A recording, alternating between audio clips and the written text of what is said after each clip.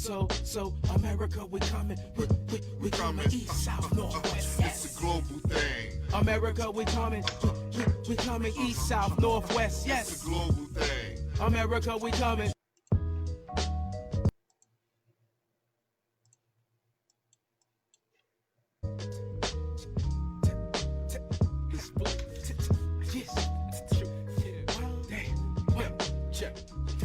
We wanna live rich like white folk do. Eat shrimp out in France, baby, parlez-vous. Yeah, some lobster out in London, Buckingham Palace, Cape Town and Amsterdam, burning on a chalice, drink vodka with the Russians, pasta with Italians, break bread out in Israel, I golf out in Ireland, I ball with these Balkans, Petrovic and Divox, passport stamps through the Eastern European bloc. Before I link with them, you know I link with us. The first shot goes straight to the motherland. I've been to ghettos in Soweto and politic with apartheid kids, and they G'd up and move work like American kids. They hear the words of their American peers. They know the streets so hot that it's scolding at the same time it's cold. Such a rough, rugged road. Turn young face olds, young girl turn to hoes. Both headed to see Whitney Bobby go through their drug woes. So America, we coming, we coming east, south, north, west, yes. It's a global thing. America, we coming, we coming east, south, north, west, yes. It's a global thing. America, we coming, yes, we coming east, south, north, west, yes. It's a global thing. America, we coming, we coming east, south, north, west, yes. It's a global thing. You want non-violence, a world with no stress. Money to the ceiling, a girl with more breasts. Life without hate when the streets get depressed. No more drug to sell and the thugs are well dressed. No more poverty, no more disrespect. Each one teach one, this way we all connect. I know we all want peace, but look how hard it can get. If you ain't down for the struggle, don't be a part of this shit. We done came too far for us to try to pretend it was us against the world. Nobody let us live. A life without love is a lifetime bid where you don't receive the blessing to give. And we all wanna live large, so how we gonna blame the kids when the goal is the same as his or hers? Rocking big chains and furs, expensive watches, clocking every dollar they worth. Future doctors, lawyers, and CEOs. The perfect world where everybody wanna see me blow. But on the real, we gotta understand the gift and what it's for. Try to make some paper so we can open up some doors. Build better schools and stop all major wars. Bring our troops home, that song world tour, get it? Stand up and stop the bleeding. If you want a better life, then demand your freedom. Come on, stand up and stop the bleeding. If you want a better life, then demand your freedom. Feels so good. Feels good, don't it? Everybody, come on, throw your hands up. We got that feel-good music, that vibe that make you wanna lose it. Everybody stop what you doing, rock to the music, bounce to the music. For all my people all across the globe, we got that feel-good music that'll heal your soul. No matter what, good you from or how old, only one rule, leave those guns at home. Feel good, don't it? Let's celebrate life, get your hands high. Hit the damn floor with honey, get light. Get to know her, get a number, get right. Get some drinks at the bar, get nice. Feel good, don't it?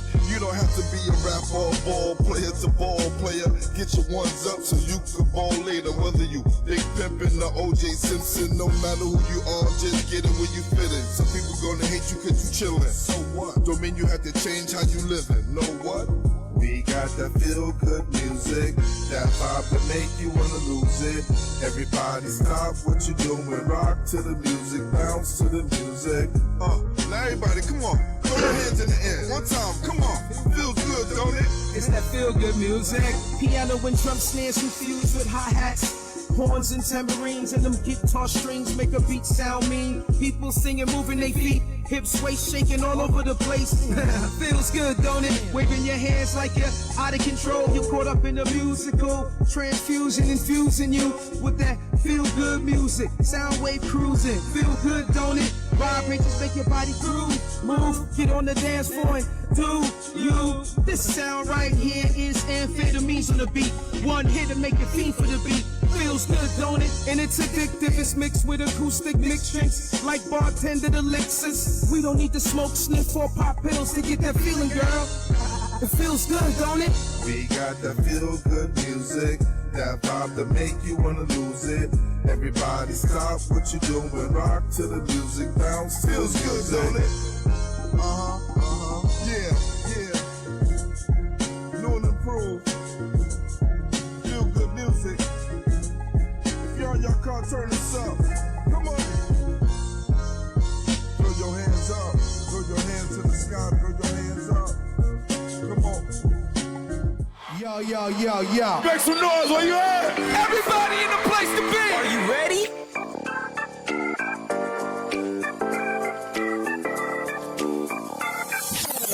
Ladies and gentlemen. What's up, everybody? It's your man Vince Pass. This is the most dangerous man walking the streets of Are you ready? Yo, yo, yo, yo. Make some noise where you at? Everybody in the place to be. Are you ready? What's up, everybody? It's your man Vince Pass. This is the most dangerous man walking the streets of Are you ready?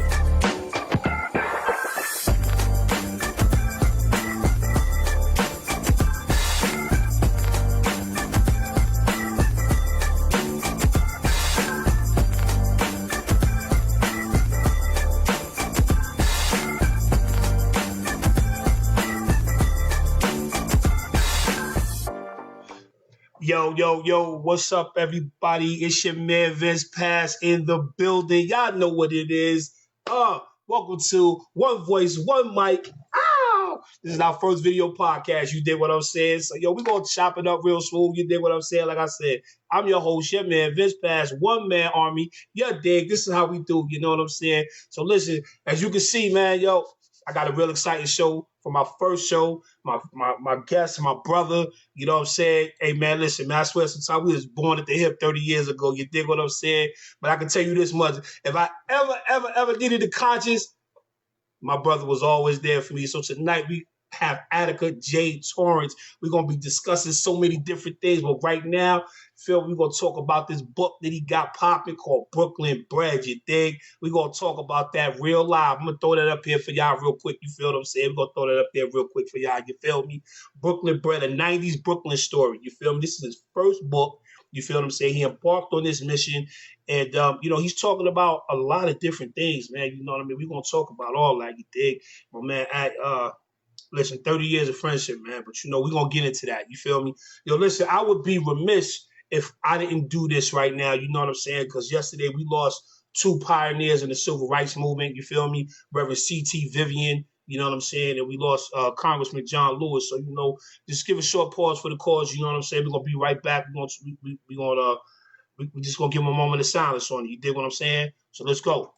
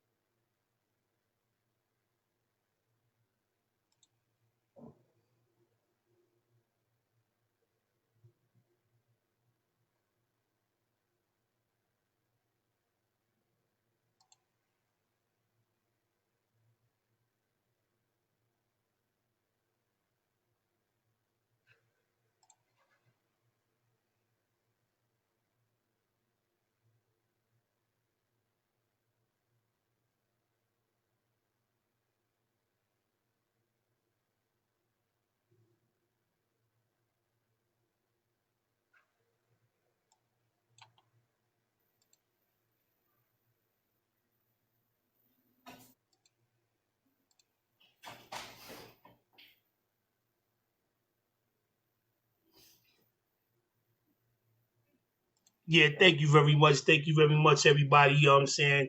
Had to give a short pause for the cause. Yo, my man, AT&T, you in the building or what? Let me hear you. Booyaka. All right, hold I'm on here, for a baby. second. See, like we got a little technical difficulty real quick. Say something, Matt. Yo, I'm here, baby. I'm here, baby. It looks Okay, then, so it seems like everybody else can hear you out here, right? I'm not sure about this platform, so I don't know. I don't see anybody, you know, commenting or anything. Okay, I got you though. You live. I can see All you. I right. can hear you. We talking. And Yo, we got you look Attica like J Torrence in you the look like building. I'm so hyped right now. You have no you look idea, man. Hey, listen, let me tell you something. When you accepted this, man, I said to myself, I wanted to make this like super special. But you said to me, yo, we just gonna chop it up and have fun. You feel what I'm saying? So I say, yo, you know what? I can just take something off my shoulder just a little bit. But I know my brother's always gonna be on me with something though. So what's up, man? That's What's what's going up, on with you? man. I'm great, brother. I'm great, man. You know, I'm doing well considering. You know what I'm saying?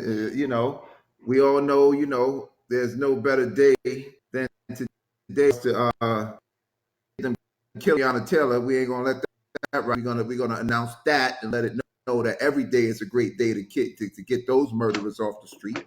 Facts. And other than that, man, I'm healthy. My family's healthy. You look like you are transmitting from a old Westbury dorm room, bro. You already know it. I had to make it like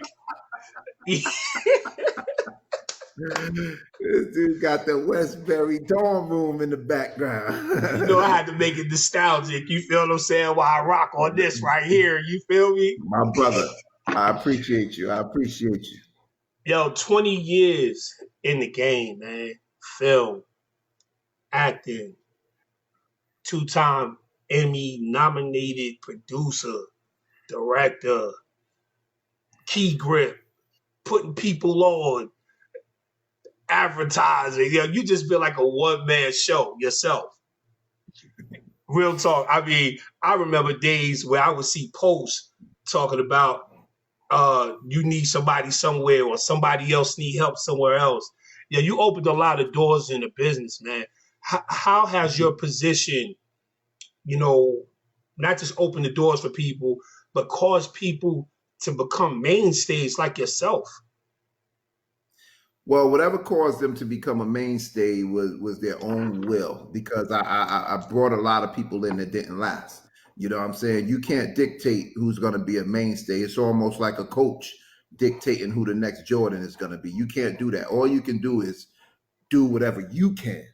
And Right. once you do what you can, they take it from there. But you can't dictate who the next Kobe or who the next Jordan is going to, who the next MJ is going to be. You can only do what you can. So I didn't do anything super duper special. I did what was done for me.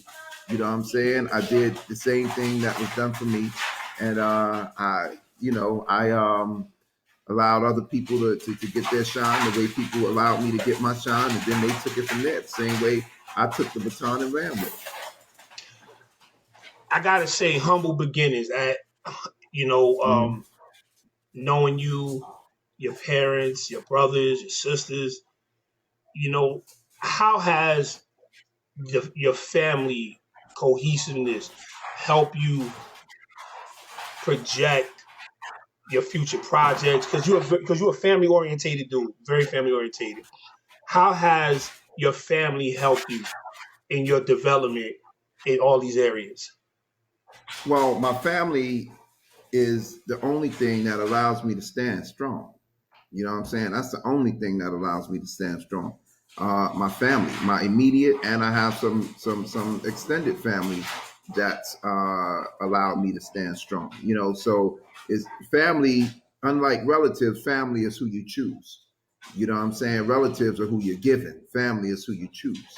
You know what I'm saying? Because there's some people who are blood related that ain't family. You know what I'm saying? There's some people who are not blood related who are. So my family is my currency. My family is my wealth. You know what I'm saying? So that's where my wealth lies. Throughout my life, whether it's film business or otherwise, it's been a gift and a curse, because I'm always family oriented. I am not just an old, I am a big brother. I have two younger brothers. You know what I'm saying? So I move like a big brother at times. You know what I'm saying? And you know, oftentimes you move in a scenario whereas you want you want you want sometimes you move in a scenario whereas you moving family oriented in a scenario as though you have brothers and stuff, but sometimes those dudes don't turn out to be brothers. You know what I'm saying? Facts. So it's a gift and a curse to be super family oriented and to rock in a way that, you know, you got love for everybody because everybody don't have love for you.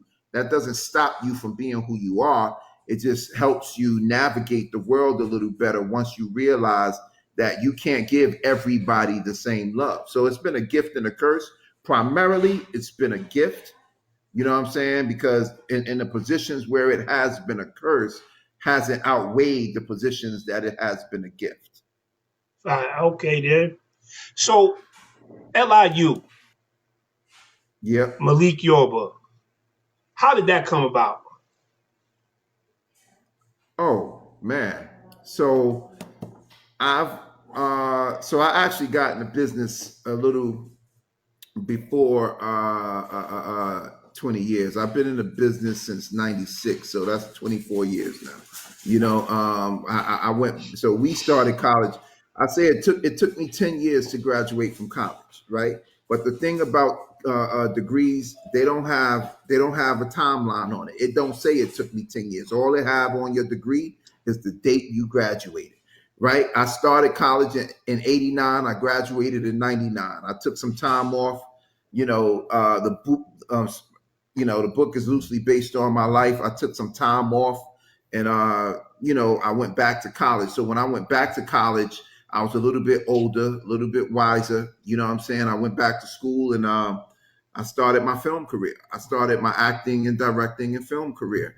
And when I became the general manager of the TV station and the color commentator for the basketball team. We had a Division I basketball program. We won a championship one year, went to the finals the year after. But I had been working on things for a while. So after I graduated, I directed a film, and then I got hired to direct another film that ain't the greatest film, so I don't really plug it because I had some obstacles in my way. But at the end of the day, the interception goes to the quarterback. You know what I'm saying? Regardless, if the wide receiver slipped in the mud, it don't matter. The interception goes to the quarterback. So I ain't gonna talk about it because that's an INT on my record. But the reality is, I met some great people on that job. Like Malik Yoba was in the film, Lord Jamar, Timok was in the film. A bunch of folks was in the film, and Malik and I, we became cool. Years later, I bumped into him again, and then we just connected. We bonded, and then I told him about this program I was working on that I had already had in motion. I've been doing events in and around the film business for a long time. I used to host movie premieres. I used to host all sorts of events. I had my own screening series called Independent Film New York. Started that in like 05. But I was doing this one event, and I thought I wanted a bigger host. So I called Malik. I pitched it to him, and he said he was down. It started the Independent Film New York Monologue Slam. Nothing like it anywhere else that I've ever seen, ever, anywhere. This is different. Other people have their own monologue slams. Nothing like this. So we done it for a few years at LIU. You know what I'm saying? About 4 years. We turned it into I created an acting curriculum for Long Island University to be taught at Long Island University called the Young Island University called the Working Actor with Malik Yoba. And I did that because I named it that because a lot of people teach acting classes. Like you have casting directors teach acting classes, managers teach acting classes, actors who don't really act teach acting classes. But we named it the Working Actor with Malik Yoba because only a working actor can teach that class. So that's how, that we started when I directed a film in 2005. And cut to, I saw him again and I asked him to come on board with this project. He came on board. We did it for 4 years.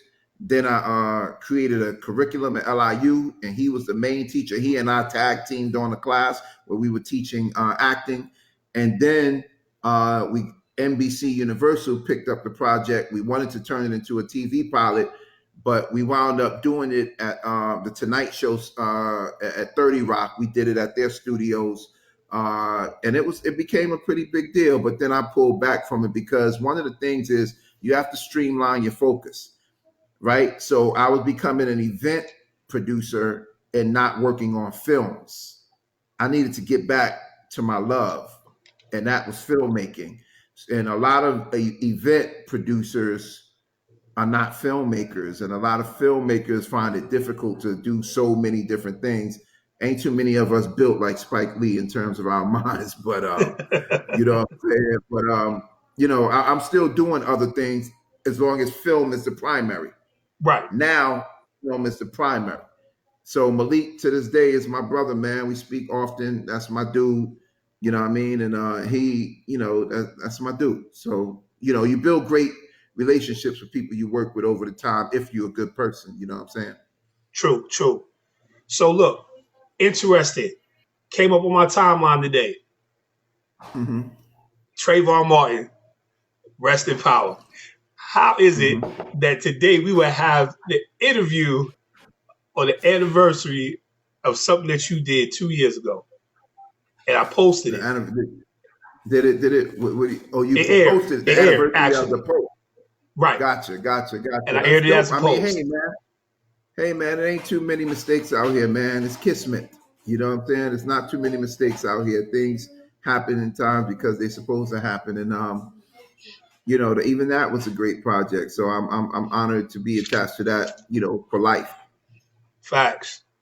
Yo, shout out to our HBCU, SUNY College at Old Westbury. That's our HBCU, man. The self-proclaimed HBCU. You know that Yes, school sir. actually had. So the school had 6,000 students when we went there. I think of those 6,000, 875 were campus residents. Mm-hmm. Of those campus residents, I think 850 were people of color, primarily Black folks and some Latinos. It was Black and Latinos, but it was probably of that number, like 825 of that number, it was probably 850. It was probably 80%, 85% Black people. And you know, and 15% of that was probably Latino, but 25, I think it was 25 white people that lived on campus. Wow. When we were there 1 year it was 25 white people. But on campus, it was 6,000 students. And I think of that, 80% of them were white. Mm. Well, they slated our school. Some numbers crazy like that. Well, they slated our school to be the multicultural school of the 21st century. And I'm saying to myself, Really? okay, how is that? I guess they was just thinking about all the people that lived on the yard, I guess. Yeah, probably. I mean, you know, the yard is different than the school, than the campus. Right. So, you know. Well, let's talk about it, man. You know we get ready to get to Brooklyn BRED. I just want to talk about Zachariah Clinkscale, man. Zachariah Clinkscale, man. Come on, man. Zachariah Clinkscale, that's my guy. I'm just saying. I mean, what you want to know about it? What you want to know about it? Listen, the most interesting story about that particular guy was exactly what you said. How he paid for college that year. It was one semester, and so the story is a fictional novel, but I pull from true events, right? So in some cases I embellish. Of course, I change the names. If you remember, we went to school with a Zachary, and we went to school with somebody named Clinkscale, and I just mixed the two names, right? So because the person that situation happened to, his name was a little off center. It's not a name you hear a lot, right? So, and you know, in real life, he didn't really like when we called him by his real name. But you know, there's always a saying in the hood, you know, like people got these outlandish names, and they say you never find out their names until you go to school with them. You know what I'm saying? Or you get locked up with them, or they have to show their ID. You know, God bless the dead, my man Jay. I never knew his name was Ignatius till we went to class. We was in class together, and somebody called him. The teacher said Ignatius Jackson, and I'm sitting down like, wait. He looked at me and he smiled and he did like this. And I looked over there. Wasn't that in Sashi McIntyre class? We all was in the same class? No. I think this was a math class or something, but it wasn't Sashi. I never took a class with Sashi McIntyre, to be honest with you. Yeah, he just slowly put his hand up and he looked at me and smiled because he knew now I knew it. I mean, he's gone through this all his life. He knows his name is Jay, but he also his name is Ignatius. So he's gone through this all his life. And I actually wrote about him in the book as well. You know what I'm saying? I wrote about Jay in the book as well, you know, yeah, man. I mean, like a lot of people didn't like when their government name was used, you know, so I thought that was a funny story because that actually is a true story. That actually really, really, really happened. And I think you can attest to that, to the fact that that actually really happened. I cannot tell a lie, or here I will not embellish. I will tell all facts to be fact. It agrees with you only. That's it. That's what's up. So let's talk about, you touched on the entertainment business already. And, you know, that's a section in your book that I found to be very interesting on how, like you were saying, the producing the events took you away from focusing on film. What made you stay doing the events? Was it the money? Was it the positioning? Well, it's a few things. One, the money is good, but also, you know, sometimes what you love and what you're good at are two different things. You know what I'm saying? So, why do I feel like I'm sitting crooked? Yeah, what you love and what you're good at are two different things. So, you know, although I enjoy the events, I love filmmaking. You know what I'm saying? But I'm good at getting people together. I'm good at it. I mean, I didn't ask for it. It's just something that, you know, for some reason people like me. So when I call, they come. You know what I'm saying? When I call, they come. And everybody is not gifted with that. So I'm not mad at that, but you know, I use it to my advantage at times, you know what I'm saying? So people like that. So I rock with it. You know, I do events, you know, I pull people together, you know, whether it's mini concerts, comedy shows, you know, film events, whether it's movie screenings or movie premieres or my birthday party, it's a barbecue in the park, whatever it is, you know, we do it and we have a good time. But I've been blessed to have good people around me who, when I reach out, they want to be in my space. Shout outs to you, on all of the barbecues that you threw back in Brooklyn. Epic parties, man. Epic parties. Epic. Yo, I want to give a shout out to my man Royce. Wilkie, you ain't watching right now. They said what's up to you. Ho ha, Wilkie. Royce, salute, brother. You said he's definitely proud of you. Yeah, thank you. Definitely. So listen, thank you. Summertime in Brooklyn. You know, once I seen the title, I was like, yo, he just set the whole stage for the book. I just knew that once I read about the park, the basketball tournament of the Hill, I'm like, yo, I miss Malcolm X's invitation.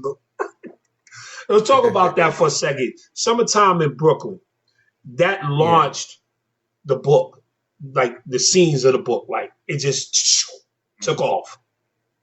Talk about that for a minute. Well, you know, the way I structured the book is I created the chapters first. You know, I created the chapters, and the chapters I use as a roadmap to guide me from beginning to end. You know, so Summertime in Brooklyn, you can't really write a story about Brooklyn without writing about the summer. Like summertime, and like put it like this, yo. From mid-May to Labor Day. The best place in the world to be is in Brooklyn. Facts. From Labor Day to mid-May, from September to May, you can be anywhere else in the world. If you don't like winter, you can go to the islands. You could be, it's off peak, so you can go to the Hamptons. You can do whatever you want. But when it comes, from Memorial Day to Labor Day, you want to be in Brooklyn. You know what I'm saying? Like that's just what it is, man. I mean, the basketball games, the barbecues. I'm talking in the '90s at least. Right. Now it's a little different flavor, but even still, like Dance Africa set the summer off. The Labor Day parade ended it. Like Right. Dance Africa set it off. The Labor Day parade ended it. If you was in the hood back in the '90s, my barbecue set the summer off. My Memorial Day barbecue set the summer off.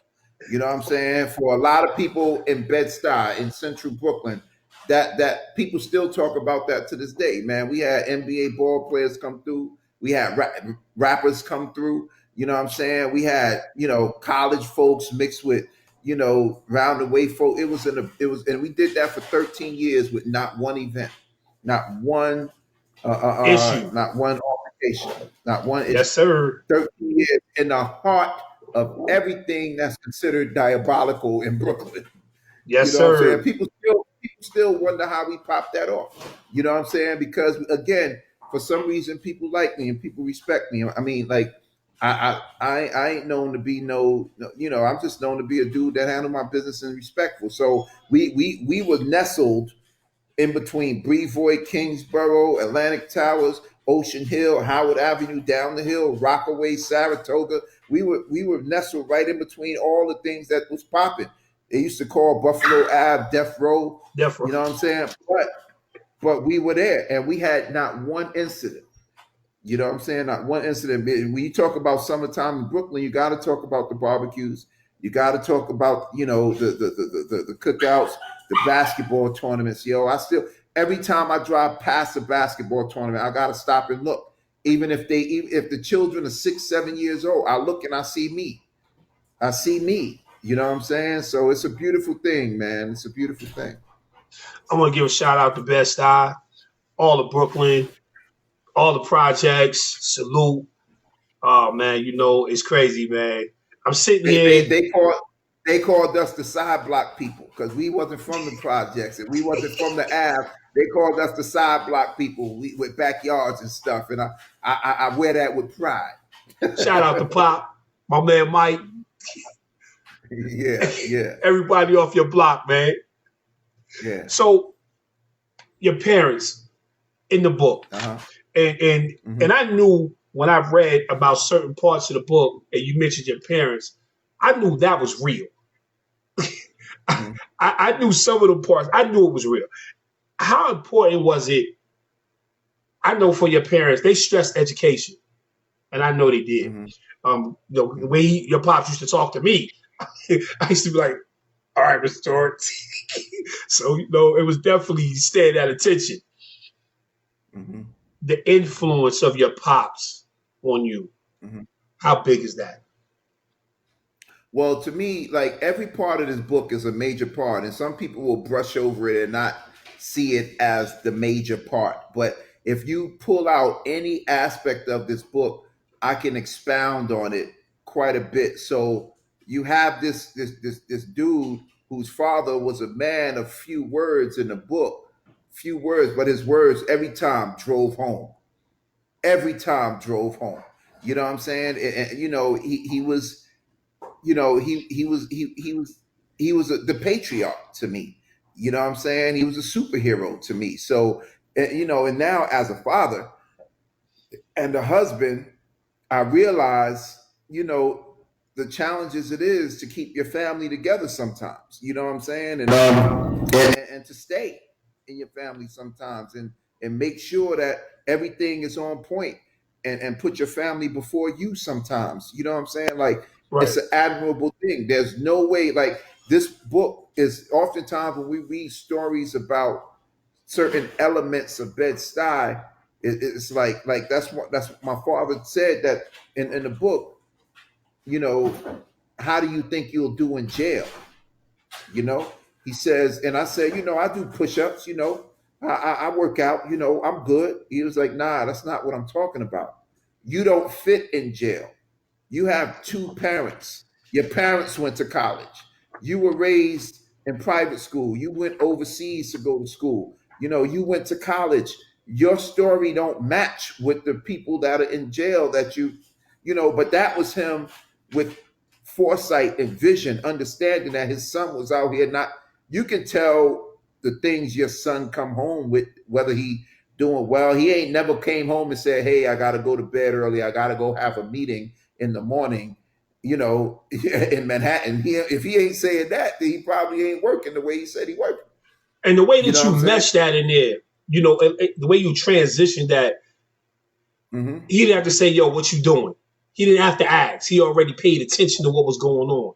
And when he asked that question, I said, yo, the way that he got his pops in this book, it's like, I'm watching you. I'm seeing it. Oh.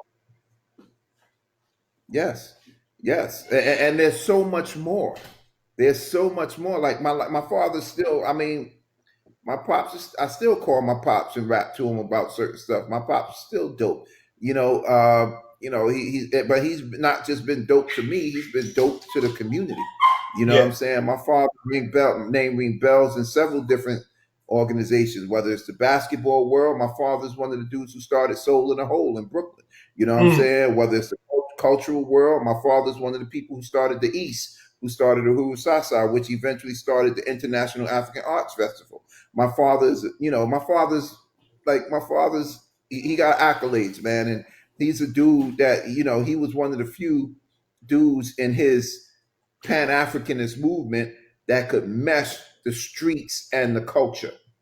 Oftentimes the streets and the culture clash because they were at odds. Like, you think you smarter than us because you went to college. It was like, right. Oh, you think you tougher than me because you from the streets. Well, and this is in the Black Power Pan-Africanist movement.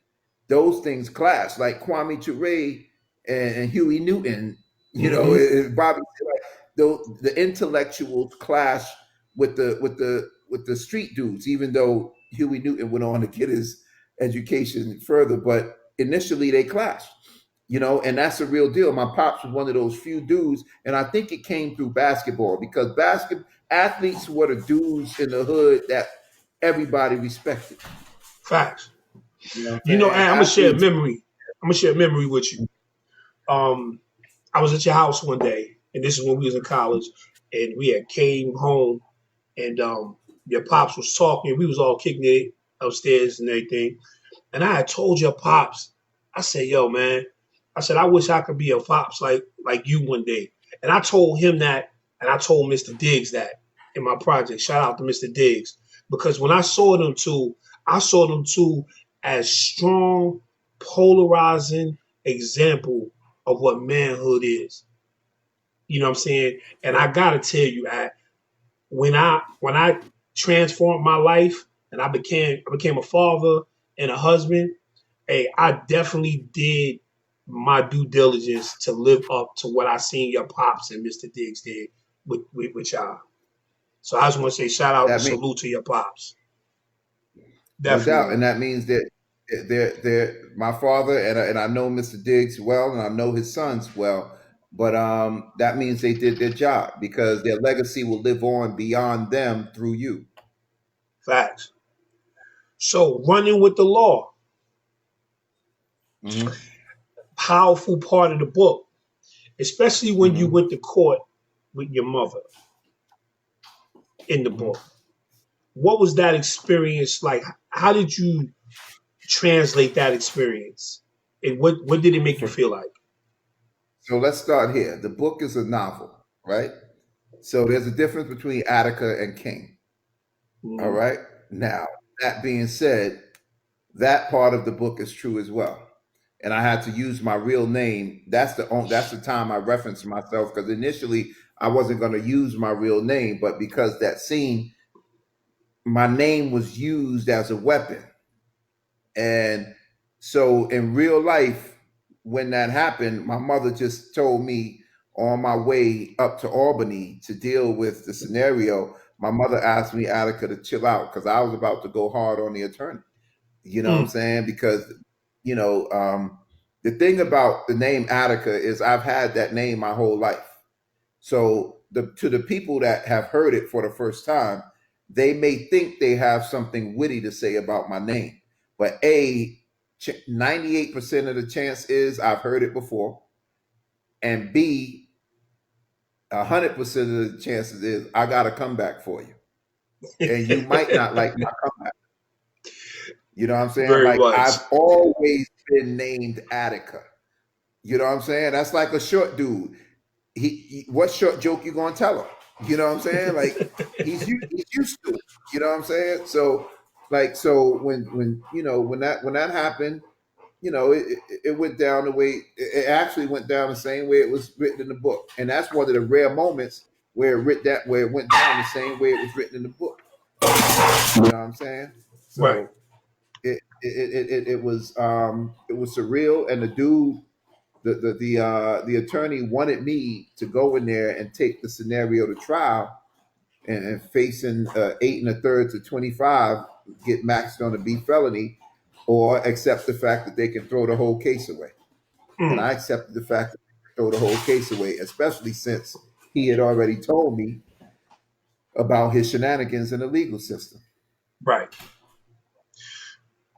Man, this book is full, bro. It's full. But I'm gonna bring another question to you, right? That I knew was a real moment. I'm talking about the real moments in the book, and it was the one where you were in Mr. Huntley's office at LIU. But let's go before we got there. Excuse me. You came home. Your mom's gave you a letter. It seemed like she must have been the one putting this application in for you. For sure. Sat you down. It said, here. When you opened it up, you like, what's this? That's how I looked at it. Yeah, like she already knew what it was. Like she already opened it up and knew that they were accepting. If I'm not mistaken, that's what it was. Either that or a card. I think it was a postcard or either a letter. I don't quite remember, and that's the main reason why I made it a novel, so I won't be bound to fact, because I don't remember everything, right? So I'm not bound to fact, because anybody could have said, yeah, but it happened a little differently. And in order for me to avoid that, I said it's a novel. It's not true story, right? So this part is how my mother got me back in college, because, you know, it was a confluence of things. The confluence was my mother my mother not feeling right about what I was telling her. And she was sending information for me to get accepted in college. You know, she would fill it out. Back then they would send postcards when it was spring admission or fall admission, when they were doing their blast to get higher enrollments. So my mother filled out mine for me and sent it in. Another element of the confluence was my girlfriend at the time was asking me to come home and, you know, come home and be with me, and I loved her, but, you know, I was doing my thing, you know, like whatever men like, I gotta, you know, I'll be going to November type shit, you know, right. I'll be going that type shit, right? You know, so, but she was calling me. My mother was doing what she was doing. You know, things were not going as best for me at the time while I was out there doing what I was doing, and I was having the dreams. Now, the dreams played a role as my consciousness. The dreams kept showing up as my conscience. You know what I'm saying? Saying, Attica, you bugging. You know, you're bugging, Attica, you're bugging. So all of those things were happening around the same time. And then I lost a whole lot of money at the time. And I'm just like, yo, the things that I have to do to go back and get that money, am I willing to do? And, you know, college for me was it was like, yo, man, you might as well just give this a shot. Right. You know? Man, I want to talk about that dream for a second. because you talked about that dream several times throughout the book. You talked about it in the nightclub scene. That was the very beginning of it, and you talked about it 2 to 3 more times in the book. Now, for me, when I read it, I felt it. I said, I believe that was a real point for him. Was that another driving force to get you up out of the game? Absolutely. That was my conscious presenting itself as my subconscious. You know what I'm saying? That was my conscious presenting itself as my subconscious, telling me, because there is no such thing as right or wrong when it comes to morals and ethics. Like there's no way for you to tell a child, let's just take drug dealing, for instance, right? How do you tell a child that drug dealing is wrong when his father's a drug dealer, his grandfather's a drug dealer, and he reads a book about Joe Kennedy? You know what I'm saying? It's like, how do you tell him that drug dealing is wrong? Like everybody he knows are drug dealers and so he doesn't see it as wrong. Sometimes they don't see going to jail as wrong. They just see it as a part of their reality. You know what I'm saying? How do you tell a young lady that, having sex with multiple dudes is wrong? You know what I'm saying? It's her body. And if she wants to do certain things, she should feel the right to do them. Only thing that determines right or wrong is one's reference. And my reference wasn't that of a drug dealer. And that's why my father was able to say, this is not you. You know what I'm saying? Because that's not my reference. So my dreams kept reminding me that you're in an uncomfortable space. My dreams was my reference presenting itself as my subconscious. You understand what I'm saying? Yeah, very much. You know what I'm saying? Like some dudes don't believe that not taking care of their children is wrong because their father didn't take care of them. Their father's father didn't take care of them. Their mother have multiple children with multiple fathers that don't take care of them. In their mind, it's like, if I made it, he can make it. To them, it's not wrong. You know what I'm saying? I know people would be like, how could you live like that? That's wrong. To some people, it's not wrong. It's their life. Right. To me, if I was to do that, my dreams would pop up again. You know what I'm saying? Because my dreams are my subconscious presenting themselves as my conscious. You know what I'm saying? And that's what the dreams were. That's how they presented themselves in the movie. They would not let me stray. So even though I dipped my toe in the water, I didn't jump all the way in because, and clearly we're speaking about the character, but it's what it is. So you have finish up, man. No, you have your levels of consciousness that dictates what's right and wrong to you, and all of that is based on your references, how you were raised. Were you raised to sit down and eat at the table, or were you raised to take your food and sit in the room? If I was raised to sit down and eat at the table, my children taking their food in the room is wrong to me. That's wrong. Right. You know what I'm saying? You're not supposed to eat in the house. If I was raised taking my hat off when I enter the front door, if you wear your hat in my house, that's wrong. But it's about my reference. It's not right and exact. Right. Powerful explanation right there, brother. So from there, the dream pushed in the character in the book, push that guy out the game. But I think outside your pops, the running with the law, the dreams, Mr. Huntley, in that short scene, I got 5 things. I got several things out of there. But I'm going to tell you the most important thing that I got from that scene. He did something that other people weren't willing to do with you in the book. And that was to challenge your position. I felt like he challenged you when you had said, I came down here for my mother. No, you didn't. And you was like, I'm not a liar. Yeah, we all lie. And I was like, this page, these 2 pages, page 240 to 241. If you have the book and you watching this, read that those two pages, 240 to 241, and you will see how it will just jump out at you, because that's exactly what it did to me. It jumped out at me. You know what I'm saying? Like saying, like, yo, man, you lying, shorty.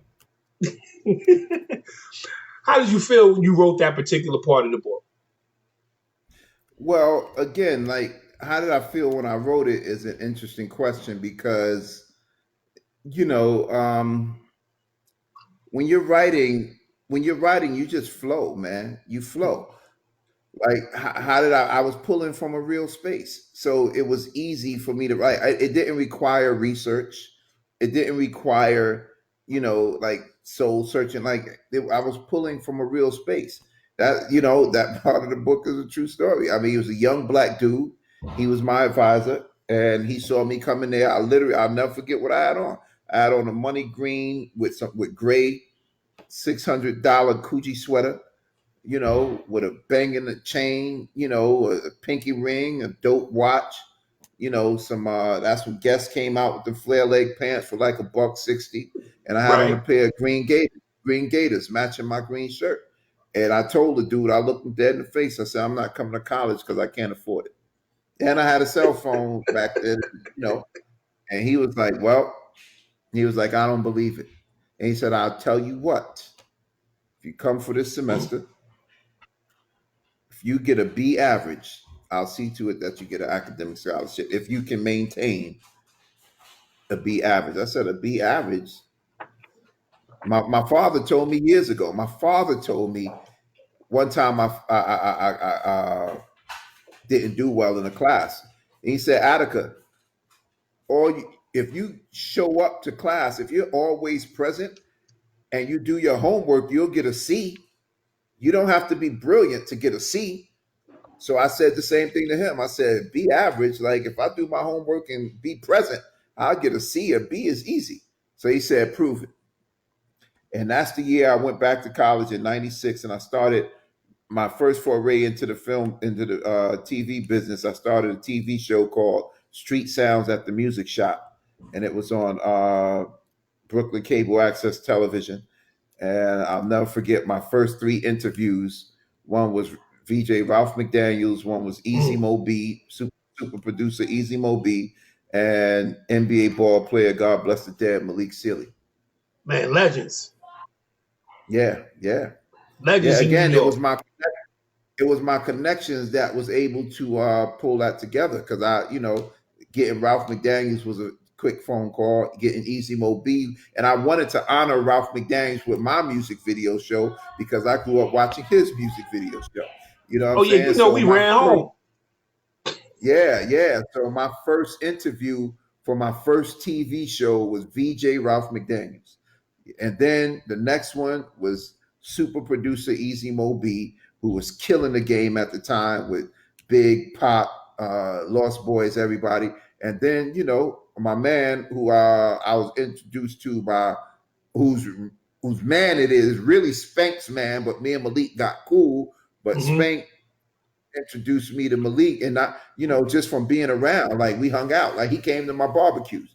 You know what I'm saying? Malik and I became homies even when Spank wasn't around, which was cool. So, those were my first 3 interviews, and my show took off from there. And in 1996 is when I started my foray into the film and television business. Well, I want to talk about 2 of the comments real quick. Debbie Harris, she says, the points in reference to your dad, patriarchs are so instrumental in the family. Then her second point was, dreams are your consciousness and serve as a reference point to the subconscious, just to your point, as an agreement to what you were saying, definitely. And then she also says that when people see your potential in you, push you to purpose, it makes you such an impact in your life and in the lives of others. I agree with all of them. That's what's up. I agree.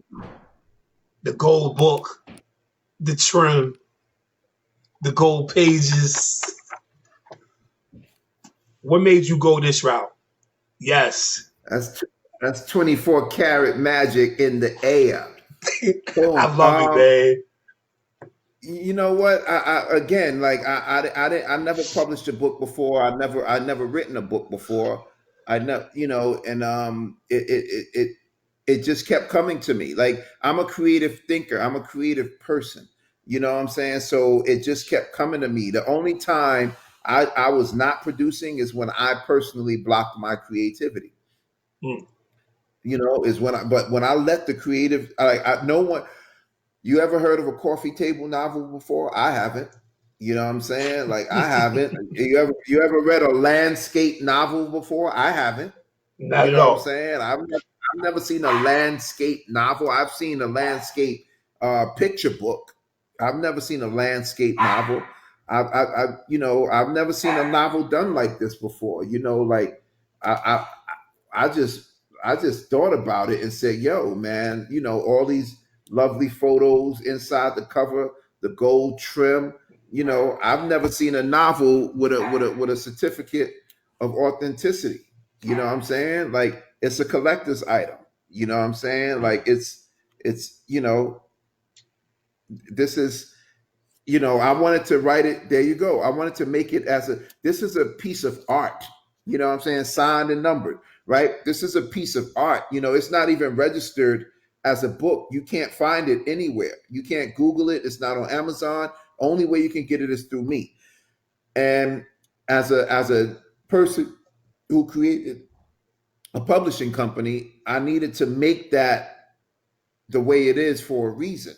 You know what I'm saying? Because no one's going to undersell me for my book, and B, by the time I put it out there to get an ISBN, which is I forgot what the initials stand for, but something about book number. Each book has an ISBN, and you can just pull up. You go to Barnes and Nobles, tell them the ISBN, they'll pull up the book instantly. I don't have one of those because this is registered as a work of art. And that's why you get the certificate of authenticity, just like you bought an individual painting from a series. Right. You know what I'm saying? Or a piece of sports memorabilia from a series. So yeah, where did I get the idea? Like it just came to me, bro. Like because my goal, like the way I think, is two things I try to live by. You sidestep the obvious. Always sidestep the obvious. Whenever people think they know what you're going to do something different. You know what I'm saying? If they think you're going to throw the right hook, throw the left jab. You know what I'm saying? If they think you're going to, throw the left jab, throw the right uppercut. Do something different, because once people think they got you in a hole, what's the sense of supporting you next? You know what I'm saying? It's like, if I know what the song is going to be about before I even do it, why even anticipate it? So everything, that's one thing. The other thing is, every time you reach a ceiling, don't stop, break through it. Break through it. When you reach a ceiling, you break through it. And then you reach another ceiling, and then you break through it.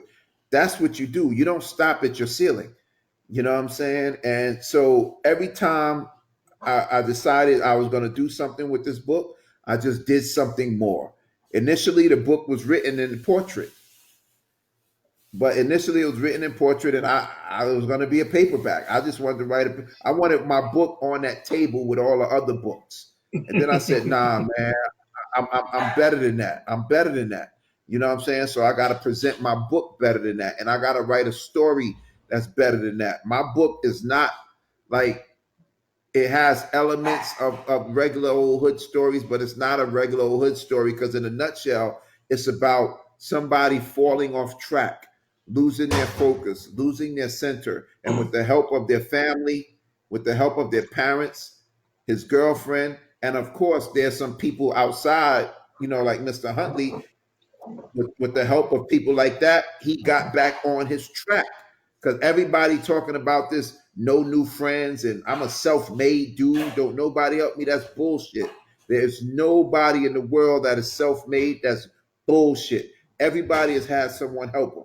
Everybody has had someone look out for them. Fortunately for me, in this book, the character, it was his parents, it was his girlfriend, and also it just so happened at a time where he lost his way. Like, he was around a bunch of dudes that he started having beef with, and seeing things in his dudes that he didn't like. He also lost a lot of money. You know what I'm saying?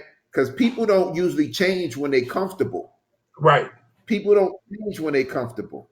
You know what I'm saying? People change when they get uncomfortable or when their comfort is disrupted. And that's what this book is about. I easily, because it's a 90s Brooklyn story, it was about things that were happening in the 90s in Bed-Stuy, Brooklyn. But this could be about a stock market dude. You know what I'm saying? This could be a dude who started doing Ponzi schemes and then got away from it. This could Right. be about a pharmacist, you know what I'm saying, who was working in a pharmacy, then started selling opioids on the side. And that's real stuff. You know what I'm saying? This could be about a politician who started getting money from developers and started doing shiesty stuff. The story is a real story. It could be about anything, cut and paste the scenario. But the reality is the support that we've never read a real hood book like this before. And I've read a Not bunch at of all. those. Usually a lot of them books in the hood had a lot of drama, a lot And of they dramatic predictable. endings. They predictable. Yeah, They yeah, predictable. facts. Dude got a baby mama or the girl get pregnant. Dude go to jail. He gets shot. He shoots somebody. Right. Like, you know, this is predictable. Comes out, He take over really the don't street. know. Yeah, he really don't know his pops. His pops show up in his life, and he tell his pop, "I don't need you." Like, this shit is predictable. Just like, you know, a lot of the hip hop songs, it's predictable. So where we going right now with Brooklyn Bread? Because it's not on the shelf. You can't pick it up. Tell everybody where they can get this book at. Well, the book can be purchased directly from me. I'm selling only special limited edition copies, and I don't have a whole lot left. So if you want some, we sold the majority of them. So if you want one, you got to reach out now. You can buy it directly. Everything on me online is Attika J Torrence. It's Attika J Torrence. Attika J Torrence. That's my website. There's a contact page on my website, attikajtorrence.com. My Facebook is Attika J Torrence. My Instagram is Attika J Torrence. My Gmail is attikajtorrence at Gmail. Hit me. Let me know you want one of the books. And, you know, it's a collector's item. Pretty soon, where we're going with it, we're going to go to Kindle. We're going to go to Amazon. We're going to do the paperback for the regular folk, you know, folks who want the regular version. And, you know, the goal is to turn it into a television show. You know, I work in the film business. I got some connections, and I don't see why that won't happen. But it's also a series. Brooklyn Bread is the name of the series. The name of this book is A 90s Brooklyn Story. The next version, so this book takes place loosely based on my life from 92 to 96. The next version is the prequel from 88 to 92, and that book is called Campus Life. And that speaks about when I went to college up until the point in 92 when I decided to leave college. You know what I'm saying? So the next book in which I've already started writing is called Campus Life, and it's the prequel to this book. So that's Brooklyn Bread, Campus Life. And that'll be coming out next year sometime.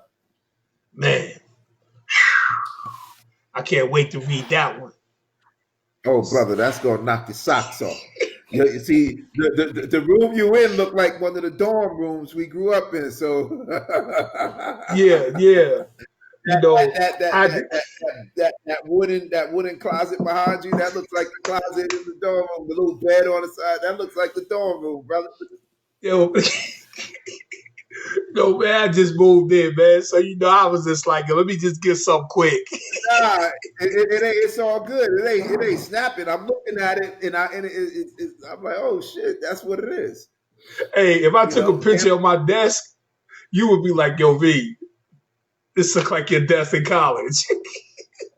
Yeah, but hey, it ain't nothing wrong with it. But I'm looking at it, talking about college. It's like, yo, it's gonna be a really, it's gonna be a good joint. Like, you know, it's gonna be my version of school days. Oh, facts. I can't wait for it to go to television, man. I already know this is gonna be something epic. So, what other projects are you working on right now, or everything is just on hold? Nah, nothing's on hold. Nothing. It's either going to be TV or film. So even during the pandemic, I've been selling the books, and I'm very fortunate and grateful to everybody who has purchased the book. Again, I can't see who's on here, but you did mention Royce and Wilkie. Both of them purchased a book, and I appreciate every single person that has purchased a book. Shout them out. I produced and did the voiceover for a documentary on the pandemic. While during the pandemic, I was supposed to direct and produce a film in May, but I had to push that because of the pandemic, and I'm hoping that we can do it in September. So we started back in the development process of the film that we're supposed to shoot in September, and I'm looking forward to doing that. Getting starting pre-production on that in August. And I have another book that's being illustrated right now, that's already written. That one is called At True Brooklyn Stories, and it's a bunch of one-off stories that I've written over the years, and I have an artist doing the illustrations for it. So that one's going to be a coffee table book with stories as well. It's going to have each story is going to have its personal illustration. So it's gonna be pretty dope. So I haven't stopped. I'm still working, brother.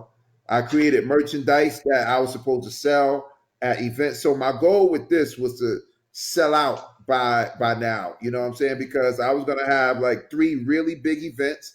My birthday was May 31st, so I was gonna have an event for my birthday, launch the book, hopefully sell most of those there, and then have maybe 2 more events like a barbecue for 4th of July, something like that, and then sell all the books. Due to the pandemic, I wasn't able to have those events, so now I'm selling the books myself, and it's a different experience, and it's a great experience.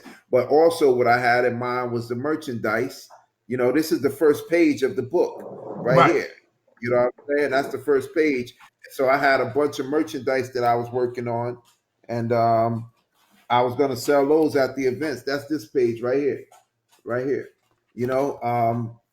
So because of the pandemic, I didn't go forward with the merchandise because it's kind of challenging.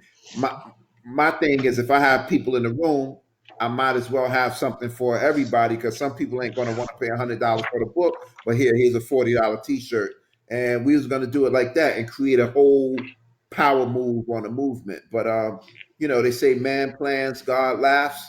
Right. God laughing. Yo, I need a shirt, but I want it with this picture right here. You get this picture, I got the 50. I got the 50. I'm gonna get it for you. So I have Definitely. one with this. I have one with this, but I'm gonna get one with that for you. Yo, I want to bring the Brooklyn Bread cover back up for a second. Because let me tell y'all something. This is so Brooklyn. You feel what I'm saying? When you think so Brooklyn, you see the Timbs, the hoodie, the Yankee fitted, and we all do lookaways. Yo, man. Yeah, I love you, man. Don't forget the brownstone. Don't forget the brownstone. The Oh, brownstone. yeah, that's right. Hold on. I got to bring that back one more again. We can't forget the brownstone. You are absolutely right. A Brooklyn photo without a brownstone, yo, you can't say you from Brooklyn. Everyone got a Brooklyn brownstone photo. I mean, they got projects everywhere. They got projects in the Bronx, projects in Queens, projects wherever, right? They got, but those brownstones, that's really Bed-Stuy right there. Facts. That's Bed-Stuy, Brooklyn. You know what I mean? That's Clinton Hill. That's Brooklyn for you right there. Because I've never been anywhere in Queens that got brownstones. You know what I'm saying? I've seen limestones in the Bronx. I've seen some brownstones in Harlem, the 5-story joints. But right. Yeah, man. So that picture, I thought of that picture myself, and I called it, like, everything I did myself. Like, I was the creative director, front and back and inside. Like, I just called my man who's a photographer, and he knew exactly how to express my vision through his lens, and he did an amazing job. We took about 50 pictures, but he did an amazing job. Yeah, that joint was framed well, man. I'm not even gonna lie to you, man. I can't help but to still put that back up on the screen, man. and so that picture was cropped for the cover, and that's why when you go full screen again, V, let me show you. Go full screen again. Got you. Hold on. I'm going right now. All right. So because that picture was cropped, I felt like the cover didn't really do it justice, even though the picture did the cover justice. The cover didn't do the picture justice. So that's why I felt the need to open, when you open a book, you see the full picture, which I can show you as soon as we remove this. Got you. That's why I put the picture here, because that's the full picture right there. You know what I'm saying? I felt like this picture was dope for the cover and it did the cover justice. But because we cropped it, you didn't really see the full scope of the picture. And then the same thing with the back. Like, I think this is a dope picture, but this is even a doper Doper. picture. You know what I'm saying? Like, that's that, you know, that stuff that burns, that's that ether, the stuff that burns slow. You know Yo, what I'm saying? So I'm gonna tell you honestly. You know what it remind me of when I seen that particular picture? Yo, we just what? got finished hanging out. We coming from the tunnel. It's 6 o'clock in the morning, and it's quiet on the Wow. block. Wow. Yo, so Wow. Brooklyn, man. So yeah, so the concept behind this was just this is a moment of reflection. This is a moment of reflection, sitting down, thinking on your brownstone. You come outside. The way I can see that happen is you come outside, you look down the block, you look up the block, you take 2 steps down, and you sit on your stoop. It's a moment of reflection. You know what I'm saying? And this here is the light. That's the light. You know what I'm saying? That's the light. This light is at the sun is at your back. You know what I'm saying? That's the light. You When know, I and tell then you that cover is fire, the inside is fire. Oh my Mhm. gosh. I ain't gonna lie to you. I'm about to use them with some screensavers. Thank you, brother. I appreciate you. Yo, so listen, we're gonna make sure that we get the book information up on all platforms. Follow Ad on IG, Twitter, everywhere. Shout out, Ronice just got on. I know she mad because she told me earlier that she was gonna tune in, and she just got in. I owe Ranice. Ranice is the only one, only one that I owe, and I got you. I got you. And yeah, man, I appreciate Ranice for tuning in, man. Like, yeah, I appreciate it. She said, "Hi, my brothers. What's up, What up? What Ronice?" up? So, at up and coming artists in the industry, in the film industry. Matter of fact, I'm not gonna say young up and coming artists because there's so many people who are trying to break into videography, even film, doing short film, trying to do long films. I done seen some people do films off iPhones. What Mhm. advice would you give them? Keep going. Keep going. That's it. There's nothing to it. It's nothing to it. Keep going. Keep going. Keep going. Keep creating. That's what it is. Keep creating. Like if you want to act, act. Ain't nothing to it but to do it. My people right now are killing the game right now. They're in everything you're watching. My people, my peers right now are in everything you're watching, from Black Panther to This Is Us to the new movie Greyhound with Tom Hanks, you know, to Magnum PI. My people are killing the game in front of and behind the cameras, whether it's producers, directors, cinematographers, like my man Brad Young did one of the Star Wars movies as a cinematographer. Yo, like, my peoples are killing the game, and that's people that just keep going. You know, you want to be a cinematographer, get a camera and shoot. You know what I'm saying? If you want to be an actor, get with your friends, create some scenes and start acting. You know what I'm saying? You want to be a producer, produce stuff. Don't stop. The more you do, the better you get. Trust me. Each time you go on to a film festival, each time, hold on one second, V, hold on. Do you think?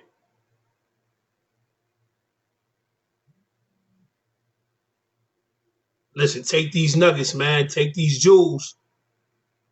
Take these jewels.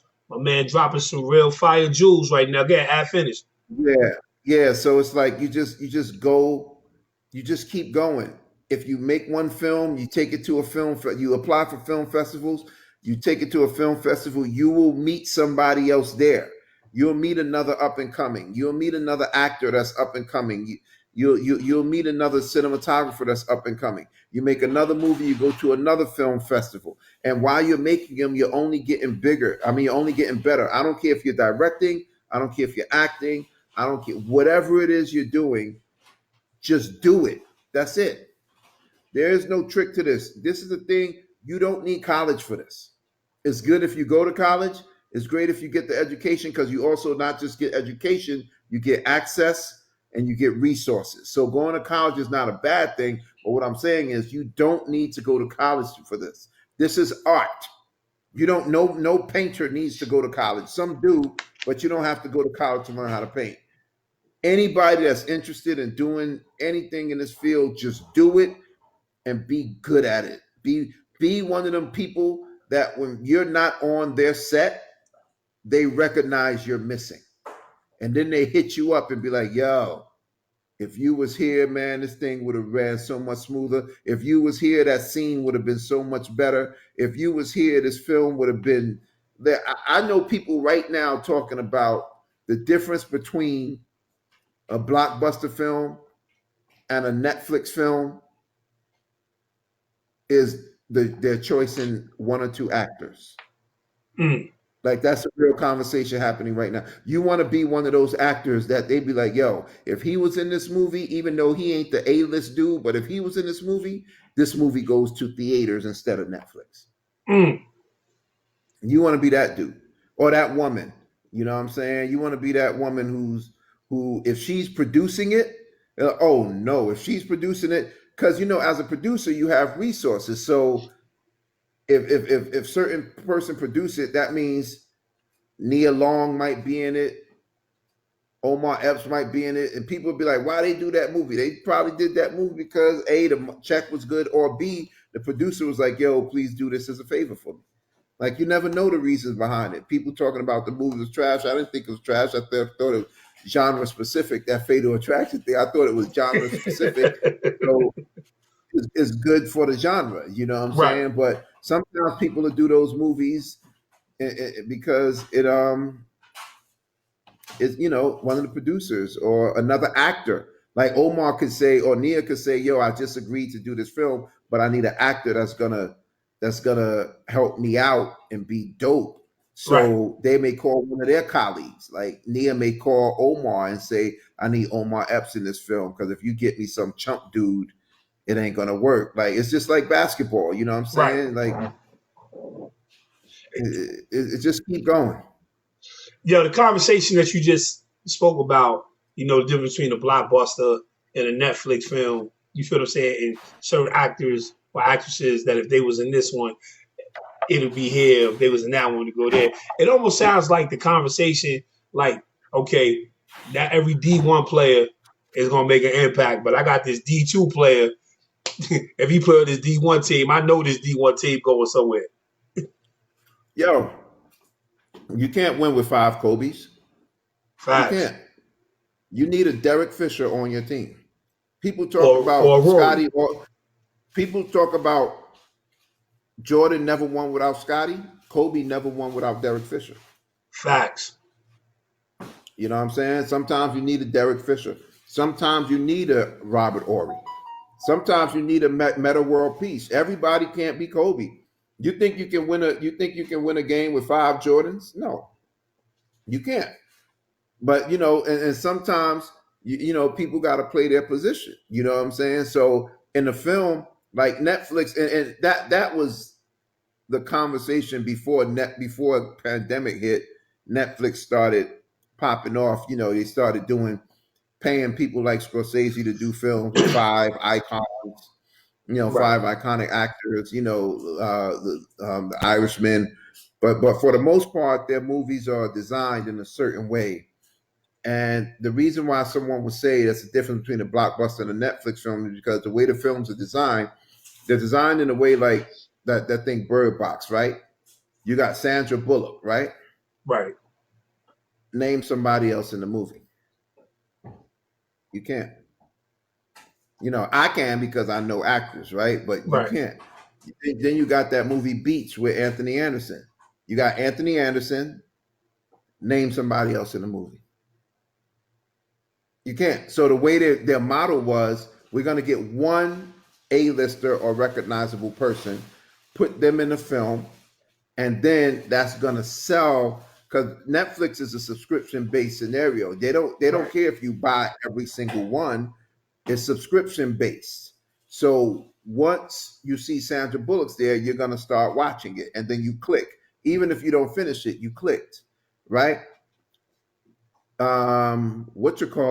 The theater, that needs to be good. So they're going to put another A-lister next to Sandra Bullock. And the difference between one A-lister and two is a whole lot of millions of dollars, right? So in the box office, they got to match Sandra Bullock with someone on her level. Someone maybe being Keanu Reeves, you know, or they'll take a Julia Roberts and match her with Denzel Washington. You know what I'm saying? And Netflix, all they needed was Sandra Bullock. All they needed was Anthony Anderson, because it's a different scenario. And this way they can save money. This way they can keep their model in the $15 million range, because they'll give her the lion's share of the casting budget, right? So it's just knowing the business a little bit, knowing how that works, and just knowing how to play the game. But right now, ain't nobody going to the theater anyway, so everything is on Netflix. Right, Netflix, Amazon. Yeah, Netflix is big pimping right now. Yeah, Netflix big pimping right now. Facts. Are you looking to pitch something towards them? I'm not looking to pitch anything to anybody. I'm looking to make good work. My advice that I gave to the people, keep working, is the same thing I'm doing. I'm looking to make good work. I'd rather Netflix come to me than me go looking for Netflix. I'm going to keep making good work. Rest assured, I'm going to keep working, but I'm not looking to pitch. Like, I don't like pitching. I'd rather them come to me and say, hey, what you got next? As opposed to me, it's almost like anything else, man. It's like, you want to just make the type of work that have people come and look for you. You know what I'm saying? Like, you don't want to be the dude going to pitch to folks. Now, once you get a certain clout, it's not really a pitch. All you really doing is going to tell them what you're doing. Once you got the clout, I'm not really pitching. I'm just saying, hey, let me get 20 million to make a movie. And they know that, because like Spike Lee, like now, Spike Lee, give me 20 million to make a movie. They might give him a hard time just to show that you ain't the king of this. You know, I got some say too, but ultimately they're gonna get that bread up. Right. They're gonna get that bread up, because Spike has not gone 1 year without making a movie since he started making movies. Not one. We ain't gonna talk about Five. We ain't gonna talk about the Five Bloods. We ain't gonna talk about it. We're not gonna talk about it. Yo, me and you, we can talk about whatever. I love the movie Five Bloods. Man, I'm not gonna lie. I mean, it's just riveting. I mean, just everything Spike does. I mean, especially like, you know, because you're in that space. I'm quite sure you look at films very differently. You know what I'm saying? So like you said, you know, I seen Nia Long. Can I name another actor? So it's like you are already looking at everything from the actors to the set to the clothes to, like, your eye is way different than everybody else looking at the movie. Does that take the fun away from you sometimes? Not anymore. It used to, because you know, my wife stopped going to, you know, even going to the movies with me. My wife was like, you know, you're always talking about the films. You're always talking about, because I would see certain things and I'd be like, yo, that's wrong. That's wrong. That's, you know, you didn't see that mistake. You didn't see that. But that's when I was new in the game. I'm good now. I can sit down and watch a movie and not worry about it at all. I'm going for the, when I watch a film now, I'm watching for the entertainment aspect. You know what I'm saying? I'm not looking to critique it, but that was me being immature and insecure in my abilities. So I wanted to act like I knew more. So I was pointing out shit in the film.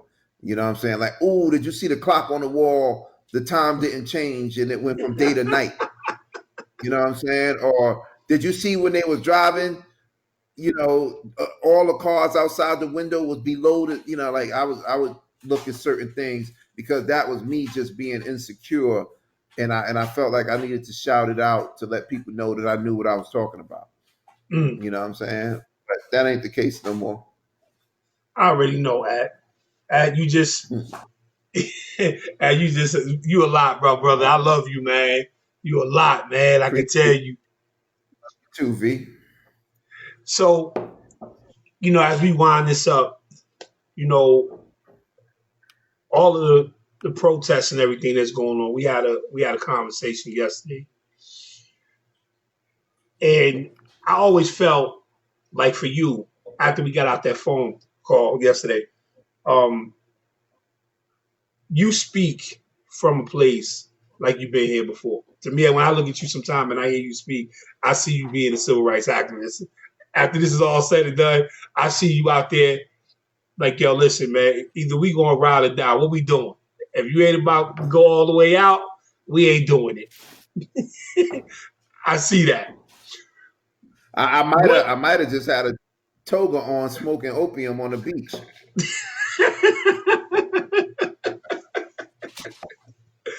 Right, enjoy the fruits of your labor, your success. Hey, brother. So, where do you see us in this thing called Black Lives Matter movement? Um, where do you see the agendas, if there's any? Well, according to the Black Lives Matter mission statement, if I'm trying to remember what I read on this site. I had the pleasure of meeting two of the founders of Black Lives Matter, Patrice Cullors and Opal Tometi. Both of them were in the Trayvon Martin docuseries. We interviewed them for that. But Black Lives Matter is good for who it's good for. It's not good for everybody. It doesn't work for everybody, nor should it. They have an agenda. It's not. It's not just for Black life. I don't even know what the. I don't even know the structure of the organization. I don't know how they dictate what Black lives they're going to rally behind and what Black lives they're not going to rally behind. I'm not familiar with it. I'm not really. I don't consider our. I think considering our current movement, the Black Lives Matter movement, serves our collective movement a disservice because we never had one movement. You know what I'm saying? We always had, different ways of moving out here because we have different beliefs. Black people in America are not a monolithic people. We don't have the same culture. We don't have the same history, and we don't have the same background. That's why it's easy to divide us because we don't praise the same God. We don't believe the same things. I mean, some of us are first generation Americans, some of us are second generation Americans, some of us, without having facts, believe we're descendants of slaves, and some of us believe we're not. You know what I'm saying? Some of us were told that we're not, some of us can't prove that we are. You know what I'm saying? So what for the most part, what do you believe? And that dictates what movement you may or may not join. And I think the Black Lives Matter movement is can be usurped and bifurcated by other agenda within the protesting realm. Like I saw a sign that said Black trans life matters and Black queer life matters. To me, that's irrelevant, totally irrelevant. And it's not because I'm insensitive to any other group of people, but once you say Black, if you're Black, your life matters.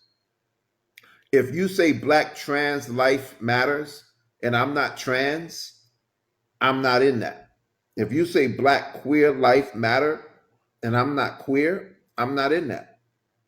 But if we say Black lives matter, you can be queer, you can be trans, you can be bi, you can be tri, you can be whatever. When we say Black Lives Matter, you're included. So don't bifurcate the struggle. Don't split it up. Right. You know what I'm saying? Don't split it up. If you trans, if you queer, and you black, then you march with Black Lives Matter. Facts. You know, because now if I said Black men's life matter, then I'm separating myself from Black women. Right. You know what I'm saying? Like when I say a million man march, guess who's gonna be there? Mostly men.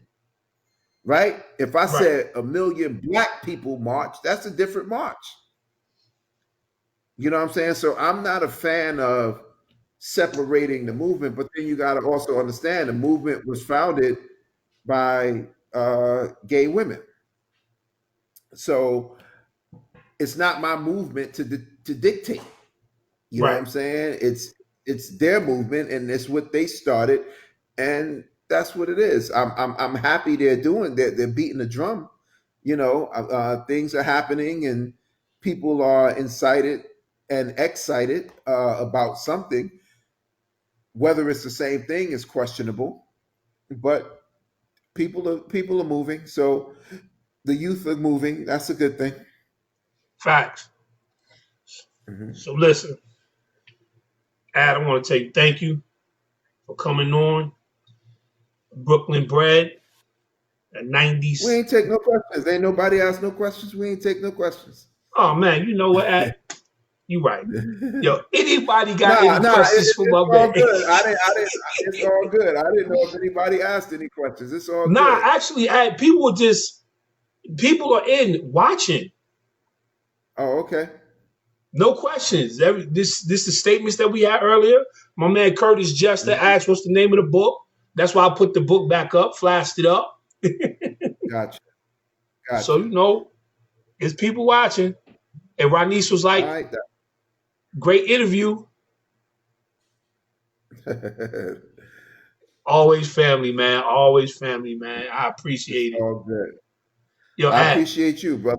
I appreciate everybody who's watching. I appreciate everybody who purchased the book. Again, we have some copies left. It won't be that way for long. The next one is we're going to Kindle, then we're going to Amazon, and then you know that should be dropping in the fall.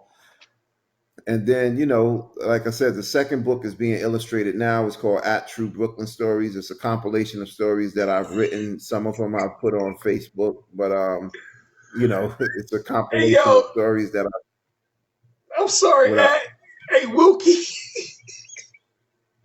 Yo, you said you wanted a question. Well, you got one. Wilkie said, "Are you going to write about the parties in the laundromat in the next book?"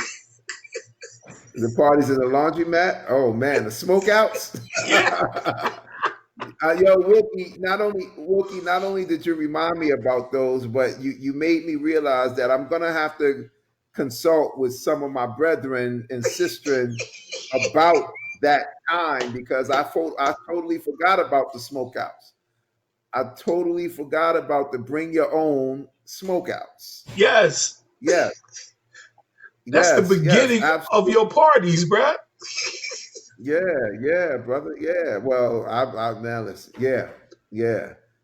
That's some real stuff, Wilkie. Thank you for that gem. Yeah, I can just see Wilkie right now laughing. I can just see him right now. Yeah. That's what's up, man. Yo, Big Act, I got to get ready to make a move, man. Yo, I just want to tell you thank you, Brooklyn BRED. If you want the gold pages, you feel me? The gold pages. Get at my man at. I'm gonna have it posted up on my page. I'm gonna tag him. Brooklyn BRED's the book, a 90s Brooklyn story. Hey, yo, listen, man, you gotta get it. Limited edition, you gotta get it. And don't forget, when you get this book, you get this, B. The certificate of authenticity, B. Gotta show that. Yeah. Bam. Yeah, all the books are individually numbered. They're individually numbered. You have a certificate of authenticity that comes along with it. No one else will have your number. You'll only have that number. And then, yeah, my goal and my promise to the people who bought a copy of my very first novel is to keep going, to keep adding equity to it. Because the more I work, the more your novel raises its value. So, can you imagine if you had a copy of like Stephen King's or Walter Mosley's first novel? You know what I'm saying? Like that's what I'm doing. So, as it relates to writing other novels, producing other movies, acquiring more accolades, my promise to you is that I will not stop. My niece told me to tell you, Attica, make sure you sign them. Inside joke. That was the one. Like Rodnice's book is the one that I did not sign, and I apologize. But I'm telling you, I'm gonna sign your book. I'm somehow, some way, I'm gonna sign your book. I can't give, and when you know the books are numbered, so I can't give another book a different number. But I'm gonna sign her book. It's either gonna be me coming to Virginia, or I'm gonna send an envelope to her. She can mail it to me. I'm gonna send it paid already envelope. She can mail me the book. I'll sign it and send it back to her. But we gonna figure. Ranice and I are gonna figure this out. And I'm humbly grateful.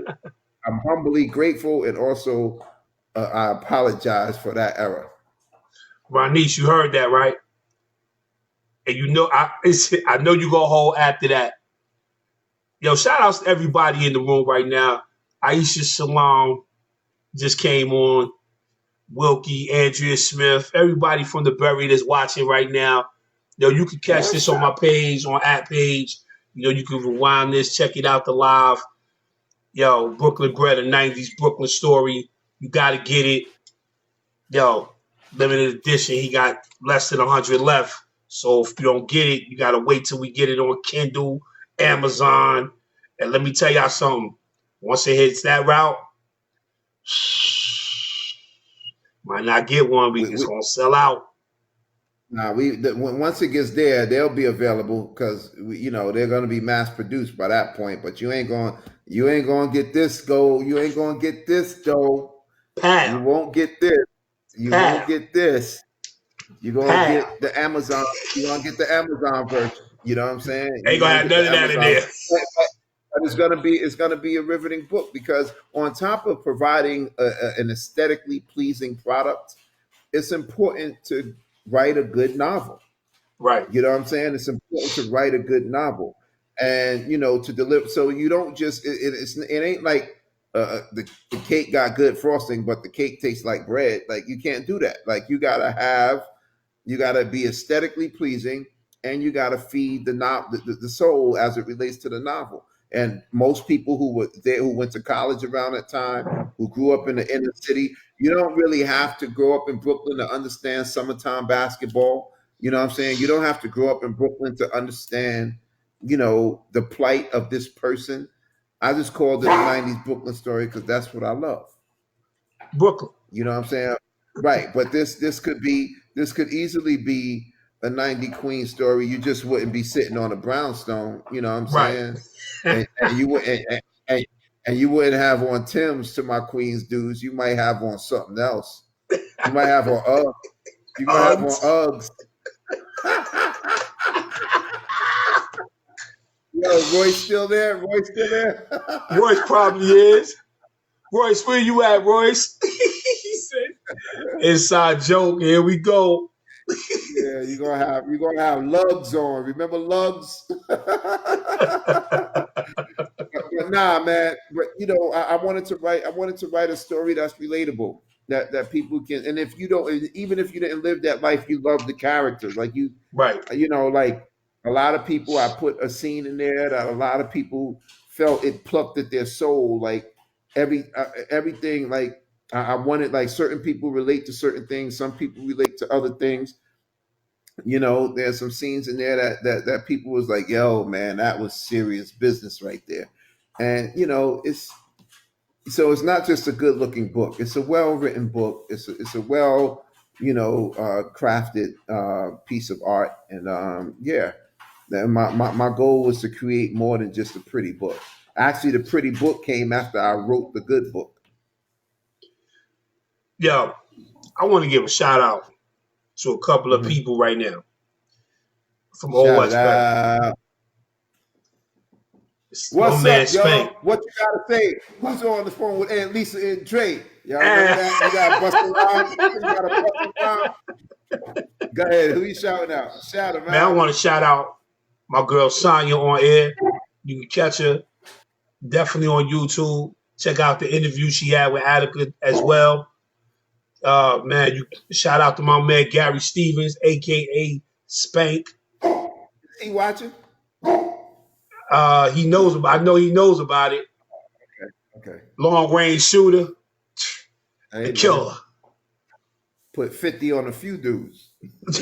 Easy. Shout out to my man Chris McElvey, attorney at law out there in Jersey. You need a good attorney, estates, criminal, get at him. My man Henry Butler, Geppetto Publishing. Catch him on FB. Any shirt that you want made, I'm quite sure he got you. Shout out to my man Papa Do, Brinkley. Catch him with the Brevoort Block Star shirts for all my people in from the Brevoort area. He got a whole bunch of other stuff too. Man, I could just keep going on, but I'm not. But shout out to Royce, my man Royce, Wilkie. Man, listen, the list can go on and on. Shout out to Old Westbury, man. A lot of successful things. A lot of seeds was planted in our era, man. And I surely appreciate it. And I'm so happy that I went there. And if I didn't go there, I wouldn't have met this super dope dude named Attika Torrence, who introduced me to a super dope family. And yo, I appreciate you and I love you and I thank you for coming on my podcast, man. Thank you, and I appreciate you, and I love you, and I'm glad you keep pushing. I mean, I remember we discussed this radio thing a long time ago, and that's why when you started it up, I was honored to be. Am I the first guest? Yes, sir. Yeah, I'm honored to be the first guest. I definitely will be back whenever you want me, whenever you call me. I'll be back. No matter where this road leads us, I'll be back. That's my word, and keep going. Just like I said earlier, keep going. And let me tell Yes, y'all sir. a real quick thing about Westbury. Believe it or not, Westbury, in my opinion, was a school that was designed for. It wasn't for our growth and betterment. It wasn't. We had some people in there, like Sashi McIntyre, her husband. What was her husband name? Ken. The Ken other McIntyre. Ken McIntyre, yeah. Who and a couple of others. I had a Professor Scott who was really, really, really there Venus for for Green. for for, for the youth. Yeah, but for the most part, when it got dark or when the classes was over, there was no authority on campus. There was absolutely none. There was no real form of authority, and we could walk from one room from a guy's suite into a girl's suite. It was just 4 feet away. You know what I'm saying? Like, but the thing that was special about Westbury is the people who lived on campus. And I kid you not, like even to this day, there's some people that I really didn't like. I wasn't tight with on campus, but when I see them now, it's something. It's a bond. It was something strong. Like the older people weren't there taking advantage of the younger people. You know what I'm saying? From what I understand, like, and I'm everybody's life is not my life, and I can't attest to everybody else's journey. But this is what I saw because at nighttime, that school belonged to the students, Facts. and anything could have happened on that campus if the student wanted it to happen. You know what I'm saying? But fortunately, most of us, the vast majority of us, minus a couple of incidences, came out of that pretty good. Pretty good. And a lot of us are doing very, very, very well today. But I wanted to say that because I visited other schools and, you got to check in the dorm with your card and their structure after dark we didn't have structure after dark. You know what I'm saying? So I'm just honored that the majority of us that attended that school are doing very, very well now, and that's a testament to again who they were, who the people were that attended, but also to the people who gave them the references, their parents, to go to those schools. Westbury is one of the schools where most people were first generation college students. You know, most of them. You know what I'm saying? Not all, but most. You know, but when you go to certain HBCUs, those people are 5, 6 generation from that particular school. From that school. Like you go to Lincoln, Howard, Morgan, some people, grandparents, 3, 4 generations. It's a different scenario. Many people that went to Westbury are definitely first generation grads, but in most cases, first generation college students. So that says a lot about the drive and the will of the people that we call friends and colleagues and family. And I honor all of us. I honor no matter what level you're on. That's why I say UV, whenever you tell me you're doing your show, I'm there. You know what I'm saying? I don't care what your walk in life is. If you're doing all right, man, I'm proud of you. And if you're not doing all right, I'm praying for you. You know what I'm saying? And yeah, man. Yeah, man. Love is love. Right over left, baby. Right over left. No doubt. Yes. So listen, Big Act, I'm going to make these moves right now because, you know, got to get ready for the next day. You feel me? One Voice, One Mic podcast in the building. Shout out to your family. Shout out to everybody that tuned in this evening. Shout out to everybody in the room. Brooklyn Bread, you better go grab it because it's getting ready to get hot for the rest of the summer. It'll be everywhere in a minute. You feel me? Yo, Ad, I love you, man. Love you too, V. Yo, right over shout outs to everybody, man. You're going to catch One Voice, One Mic podcast. We're going to be back here in 2 weeks. Yo, shout out to my man Wordsworth. He just dropped this book, What Words Are Worth, A New Beginning. Y'all going to find out who Wordsworth is in 2 weeks. I'm going to hop at y'all later. Do this with me if you can before we go. You ready? What up? When you go R-A-W on O-N-S, you get B-O-A, B-O-A, and that ain't no J-O-K-E, baby. Oh, ah. Yo. Peace, brother. Peace, my brother. One love.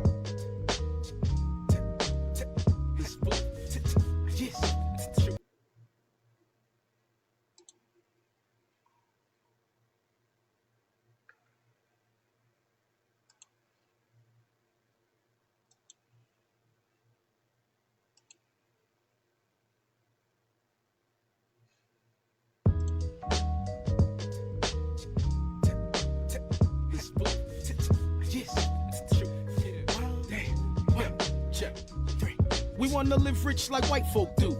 Eat shrimp out in France, baby, parlez-vous. Yeah, some lobster out in London, Buckingham Palace, Cape Town and Amsterdam, burning on a chalice, drink vodka with the Russians, pasta with Italians, break bread out in Israel, I golf out in Ireland, I ball with these Balkans, Petrovic and Divox, passport stamps through the Eastern European bloc. Before I link with them, you know I link with us. The first shot goes straight to the motherland. I've been to ghettos in Soweto and politic with apartheid kids, and they G'd up and move work like American kids. They hear the words of their American peers, they know the streets so hot that it's scolding at the same time it's cold. Such a rough, rugged road. Turn young face O's, young girl turn to hoes. Both hated to see Whitney Bobby go through their drug woes. So America, we coming, we coming east, south, north, west. It's a global thing. America, we coming, we coming east, south, north, west. Yes. It's a global thing. America, we coming, yes, we coming east, south, north, west. Yes. It's a global thing. America, we coming, we coming east, south, north, west. Yes. It's a global thing. You want non-violence?